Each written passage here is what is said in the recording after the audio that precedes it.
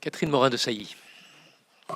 Merci, Monsieur le Président. J'ai deux questions assez simples. Monsieur le ministre, vous avez été à la tête de l'enseignement scolaire, donc vous n'êtes pas sans savoir que la loi École de la confiance votée en 2019 a été amendée par le Sénat, par notre commission, fixant un certain nombre d'obligations en matière de formation des formateurs à l'ère du numérique, et que ces dispositions ont été aussi intégrées au code de l'éducation, et je cite en fait l'ambition que nous portions ensemble, soutenue à l'époque d'ailleurs par Jean-Michel Blanquer.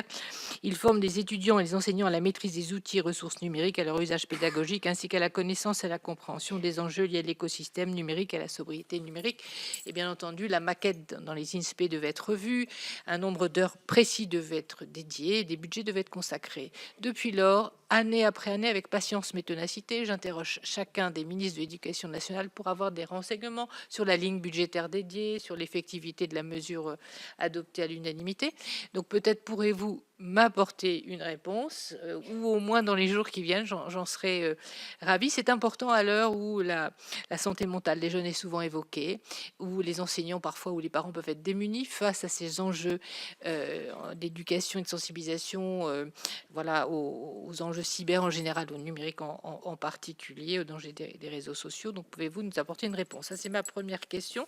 Ma deuxième question porte aussi sur la sensibilisation qu'avait eu notre commission de différents ministres de l'éducation qui vous ont précédé aux conséquences de la règle de remplacement de courte durée, la réforme de remplacement de courte durée, sur les dispositifs Ma classe au cinéma. Vous connaissez bien le sujet puisque Madame Borne vous a confié un rapport d'ailleurs excellent qui vise justement à établir une ambition renouvelée en matière d'éducation à l'image et en faveur du développement de Ma classe au cinéma.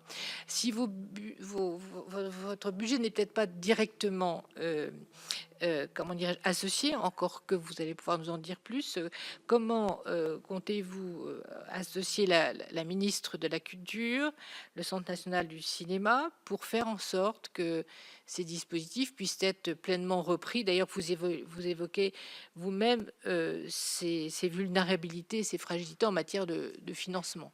Donc, compte tenu de l'ambition affichée, bien entendu, nous pensons que vous avez su prendre les dispositions qui s'imposent à partir de maintenant, nous l'espérons. Cédric Vial, l'auteur